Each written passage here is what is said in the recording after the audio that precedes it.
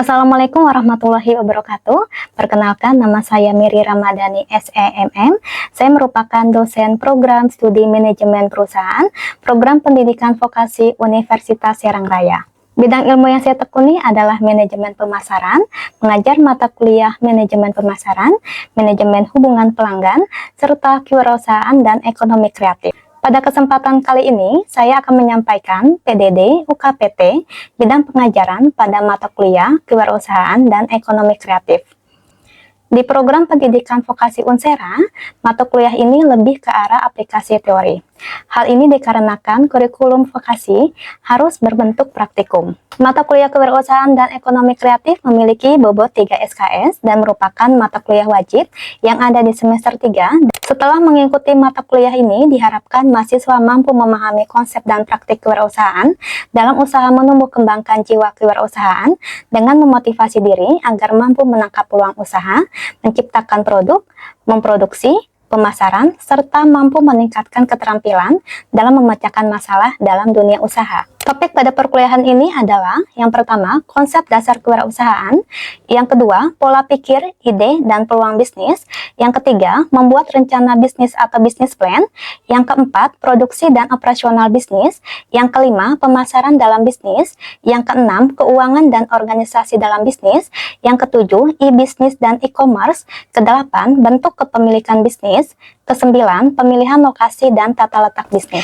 Capaian pembelajaran lulusan atau CPL adalah yang pertama, menunjukkan sikap bertanggung jawab atas pekerjaan di bidang keahliannya secara mandiri. Yang kedua, mampu memecahkan masalah pekerjaan dengan sifat dan konteks yang sesuai dengan bidang keahlian terapannya, didasarkan pada pemikiran logis, inovatif, dan bertanggung jawab atas hasilnya secara mandiri. Yang ketiga, menguasai konsep teoritis, metode, dan perangkat analisis fungsi manajemen dan fungsi organisasi pada berbagai jenis organisasi secara umum. Ketujuh, mensintesiskan dan mengintegrasikan ilmu sebagai satu kesatuan organik ilmu pengetahuan, teknologi, dan seni. Kelima, menguasai prinsip kepemimpinan dan kewirausahaan dalam berbagai tipe organisasi. Yang keenam, memahami, mengaplikasikan, dan mengembangkan ilmu pengetahuan, teknologi, dan seni dalam bidang administrasi perusahaan, hubungan pelanggan, dan kewirausahaan. Kuliah atau CPMK adalah yang pertama, mahasiswa mampu memahami konsep dasar kewirausahaan. Yang kedua, mahasiswa mampu memahami pola pikir, ide, dan peluang bisnis. Yang ketiga, mahasiswa mampu memahami membuat rencana bisnis atau bisnis plan. Yang keempat, mahasiswa mampu memahami produksi dan operasional bisnis. Yang kelima, mahasiswa mampu memahami pemasaran dalam bisnis. Yang keenam, mahasiswa mampu memahami keuangan dan organisasi dalam bisnis. Yang ketujuh, mahasiswa mampu memahami e-bisnis dan e-commerce. Yang kedelapan, mahasiswa mampu memahami bentuk kepemilikan bisnis. Yang kesembilan, mahasiswa mampu memahami pemilihan lokasi dan tata letak bisnis. Adapun teknik yang saya gunakan di setiap perkuliahan adalah dengan sistem DIE, yaitu Delivery, Interaction, dan Assessment. Teknik yang pertama, delivery menyampaikan materi kepada mahasiswa dengan ceramah. Mahasiswa mencatat dan mendengarkan materi yang saya sampaikan melalui PowerPoint. Saya akan memberikan pertanyaan kepada mahasiswa, dan mahasiswa akan menjawab secara langsung. Yang kedua, diskusi terkait topik yang sedang berlangsung agar mahasiswa dapat mengemukakan pendapatnya dan solusi atas permasalahan yang ada. Teknik yang kedua adalah interaction. Bagaimana cara saya berinteraksi dengan mahasiswa, yaitu dengan tanya jawab dan membuat WhatsApp group agar mahasiswa bisa bertanya dengan saya. Teknik yang ketiga adalah assessment, yaitu penilaian kemampuan mahasiswa sesuai dengan ketentuan dan kesepakatan pada kontrak perkuliahan, di mana penilaian terdiri dari 3 komponen, yaitu akademik memiliki bobot sebesar 70%, sikap 10%, dan kehadiran 20%. Akademik terdiri dari tugas 10%, kuis 15%, UTS 30%, dan UAS 45%. Penugasan mahasiswa terbagi menjadi 3, yaitu proyek, presentasi, dan kuis. Kami menggunakan aplikasi pada Unsera yang bisa diakses oleh mahasiswa yang berisi tugas, materi, dan channel YouTube. Masing-masing mahasiswa pada mata kuliah kewirausahaan dan ekonomi kreatif wajib membuat proyek akhir berupa pengaplikasian kewirausahaan pada konsep produk yang sudah mahasiswa buat dan dipresentasikan di dalam kelas. Berikut ini adalah video pembelajaran di kelas untuk mata kuliah kewirausahaan dan ekonomi kreatif pada pertemuan pertama dengan materi konsep dasar kewirausahaan. Ya. Assalamualaikum warahmatullahi wabarakatuh. Waalaikumsalam warahmatullahi wabarakatuh. Ya, apa kabar semuanya? Baik. Ya, gimana libur 1 semester kemarin? Menyenangkan. Baik, ini bertemu lagi ya dengan saya di semester 3 ini ya. Ini saya absen terlebih dahulu ya. Hana Sajida, oke, Michael Fernan Sinaga, Aura Syakira Zakia, oke, Weni Pujaningrum, oke, Alfia Desta, oke, Nafira Eldita Cahya, Intan Alia, Syifa Husna, Nida Nurafa, Siva Dela Novia. Oke, ini hadir semua ya? Hadir semua ya. Oke, ini pertemuan pertama, jadi saya akan menjelaskan silabusnya terlebih dahulu. Nanti akan ada materi sedikit mengenai kewirausahaan ya. Nah, ini saya ada penjelasan untuk metode evaluasi. Sama untuk penilaian seperti mata kuliah lainnya. Jadi nanti kita akan ada kuis ya, kemudian tugas. Nah, untuk tugasnya sendiri adalah tugas presentasi dan nanti kalian akan membuat yang namanya bisnis ya. Kemudian akan ada UTS ya. Untuk UTS sendiri bobot nilainya adalah 35% dan ujian akhir semester 45%. Nah, selain akademik ada penilaian attitude ya. Jadi saya harapkan kalian nanti untuk absensi jangan bolong ya. Karena untuk syarat mengikuti UTS atau UAS adalah untuk absennya minimal 12 kali pertemuan dari 14 kali pertemuan ya. Jadi untuk kehadirannya 10% ya, dan kesopanan atau disiplin adalah 20%.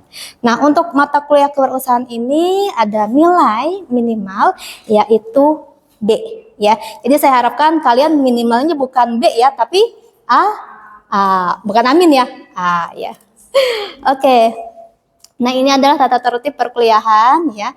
Jadi untuk masuk di kelas saya itu kalian maksimal telat adalah 15 menit ya. Jadi saya harapkan kalian masuk on time atau sebelum jadwal perkuliahan. Ya, kemudian mahasiswa berpakaian sopan ya. Dan di sini juga ada ujian susulan kalau memang kalian di sini ada yang tidak masuk mungkin karena sakit ya, atau karena hal-hal yang tidak diinginkan ya. Kemudian mahasiswa menggunakan bahasa Indonesia yang baik, dan saya minta siapa di sini yang mau jadi ketua kelas? Oke, siapa? Michael. Nah, ini deskripsi mata kuliah ya. Jadi kalian nanti untuk selama 1 semester ke depan ini akan mempelajari bagaimana sih membuat yang namanya produk ya, konsep bisnisnya seperti apa, dan saya harapkan kalian bisa memotivasi diri menjadi seorang entrepreneur ya. Nah, ini rincian materi selama 1 semester ke depan ya. Jadi di pertemuan 1 sampai ke 7 ini materi sebelum UTS. Yang pertama adalah konsep dasar kewirausahaan ya, pola pikir, ide dan peluang bisnis, juga ada rencana bisnis atau bisnis plan. Nah, untuk rencana bisnis atau bisnis plan ini kalian bisa membuat yang namanya proposal bisnis ya. Kemudian ada produksi dan operasional bisnis, kemudian pemasaran dalam bisnis, dan materi terakhir sebelum UTS adalah keuangan dalam bisnis. Di pertemuan ke-7 kita akan ada kuis dan UTS ya di pertemuan ke-8 ya. Oke, nah ini materi setelah UTS, ada e-business dan e-commerce ya, kemudian ada bentuk kepemilikan bisnis, ada pemilihan lokasi dan tata letak bisnis. Nanti di pertemuan ke-11 sampai pertemuan sebelum UAS ya, itu kalian harus mempresentasikan proposal bisnis yang sudah kalian buat ya. Jadi nanti di akhir semester itu saya minta kalian untuk konsep bisnisnya sudah menjadi yang namanya sebuah produk ya. Jadi bukan konsep lagi melainkan sebuah produk ya. Oke. Nah ini referensi atau bahan pustaka yang saya gunakan di mata kuliah kewirausahaan dan ekonomi kreatif.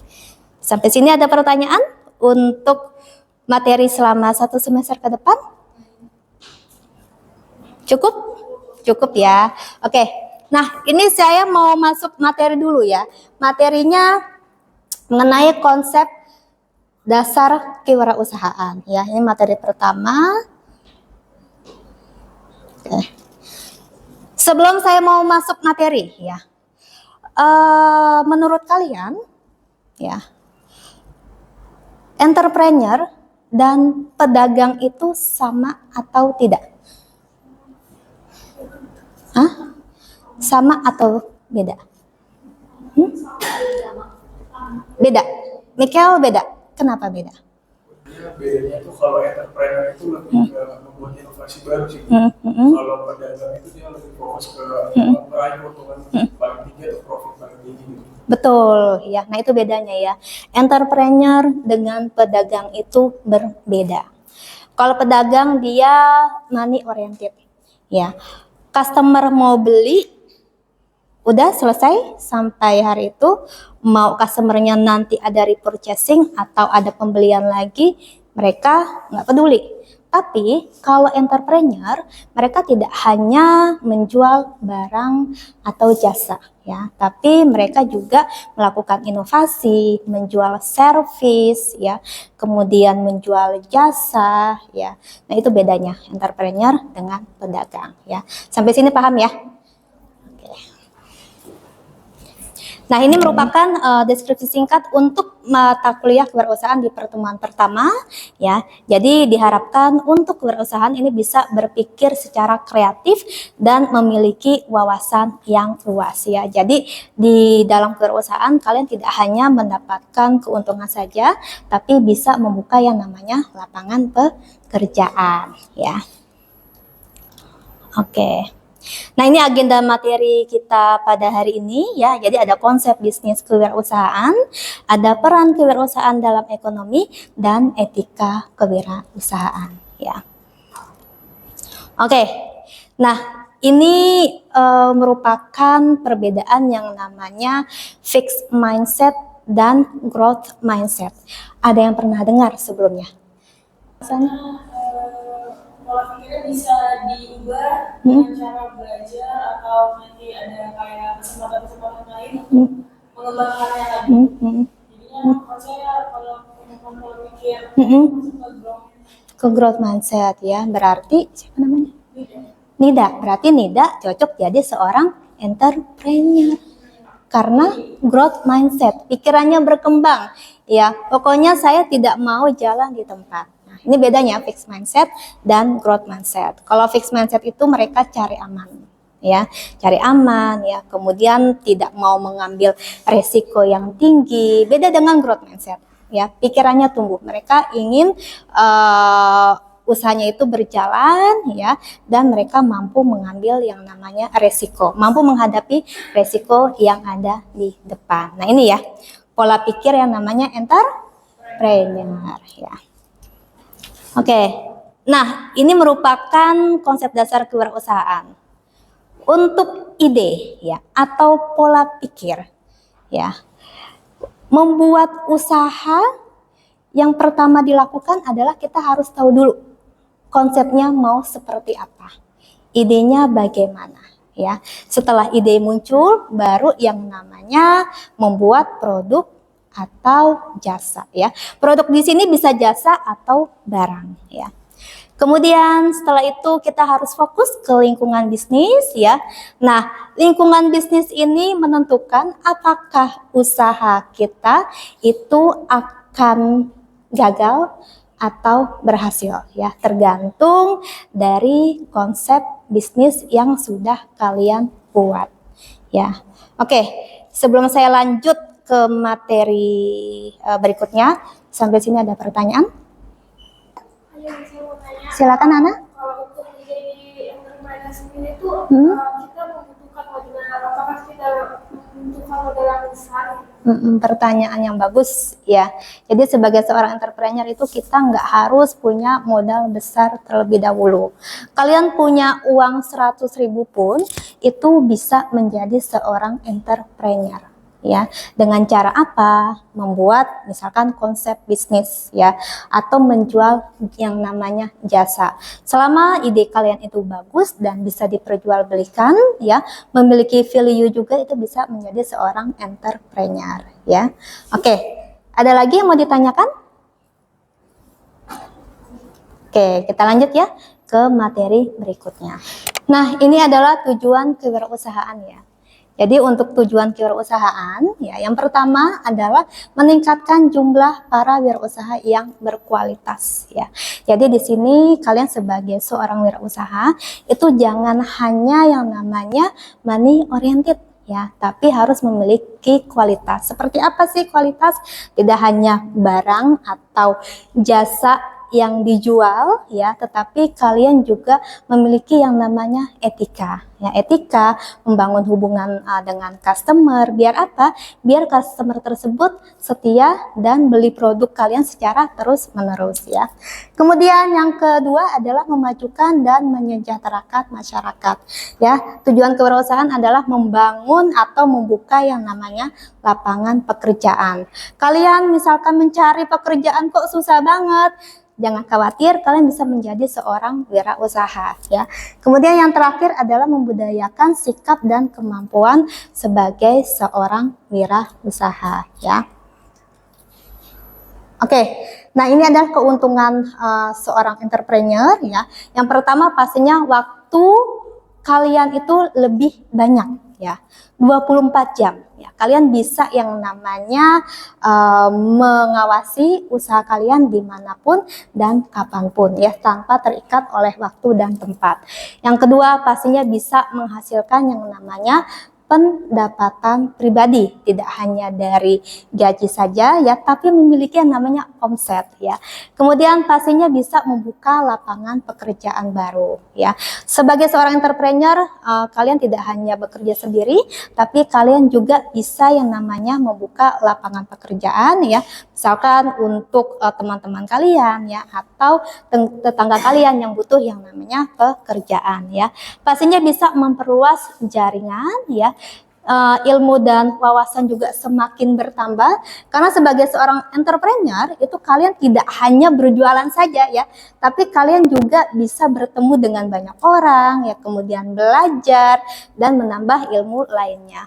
Dan terakhir pastinya pekerjaan sesuai dengan passion ya. Misalkan kalian, saya suka make up ya, atau saya suka mix and match pakaian, kalian bisa menjadi seorang fashion designer ya, atau entrepreneur di bidang fashion ya.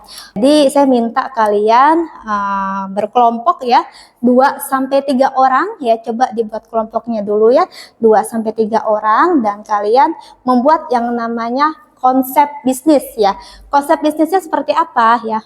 Jadi kalian bisa menjelaskan ya, atau menjabarkan secara singkat ya mengenai produk atau barang yang kalian ingin buat ya. Yuk silakan didiskusikan dengan teman sekelompok.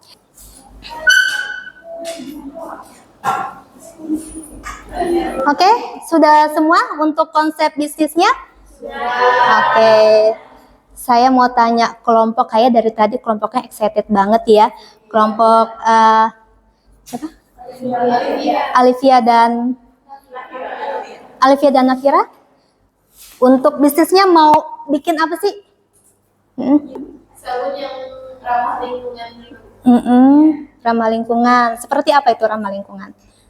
Ramah lingkungan karena bahannya itu minyak jelantah. Oke.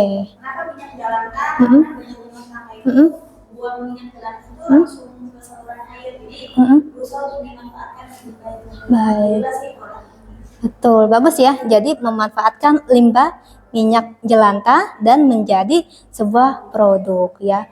Itu siapa targetnya? kira-kira? Target pasarnya itu rumah tangga sama komunitas green living sekolah. Oke, jadi nanti kalian ingin membuat yang namanya sabun ya dari minyak jelantah. Oke, terima kasih Alivia dan Nafira. Oke, selanjutnya siapa nih yang mau menjelaskan konsep bisnis? Oke, silakan. Dari kelompok Nida dan Siva. Oke, silakan Nida dan Siva. Untuk nama usahanya mungkin kita tertarik untuk melakukan Kopi Express namanya. Jadi produknya itu seperti kopi literan gitu Bu. Jadi berbagai varian ada espresso, latte, Gura. dan lain. Oke, keunikannya apa dibandingkan dengan produk lain? Uniknya jadi kita menyiapkan ada produk 1 liter gitu Bu. Jadi bisa dikonsumsi buat di rumah di kantor. Karena berasal dari permasalahan mungkin kayak orang-orang itu jarang ada waktu untuk pergi ke kafe, tapi kita butuh kopi untuk setiap harinya gitu. Oke. Kafein lagi. Oke, bagus ya. Jadi kopi literan ya. Sekarang kan lagi zaman yang namanya kopi ya. Nongkrong di mana? Coffee shop ya. Jadi sekarang nggak perlu yang namanya datang ke coffee shop lagi ya. Tinggal pesan, tuang aja. Nanti rencana mau di Gojek atau di GoFood ya mungkin ya. Oke. Via WA juga ya. Oke, terima kasih. Nah itu dia ya. Kalian sudah menyampaikan yang namanya konsep bisnis kewirausahaan. Nanti minggu depan saya minta untuk konsepnya itu diperluas lagi ya. Jadi untuk tugasnya kalian nanti buat dari sisi harganya, pemasarannya bagaimana, kemudian keuangannya, operasional, bahan baku itu kalian buat. Ya, jadi nanti minggu depan akan saya review kembali dan di akhir pertemuan untuk produknya sendiri itu sudah jadi ya. Oke, sampai sini ada yang mau ditanyakan? Sudah cukup ya. Baik, untuk hari ini alhamdulillah kita sudah selesai ya. Materi pertemuan pertama mudah-mudahan untuk usahanya berjalan dengan lancar ya. Sampai ketemu di minggu depan. Wassalamualaikum warahmatullahi wabarakatuh. Waalaikumsalam.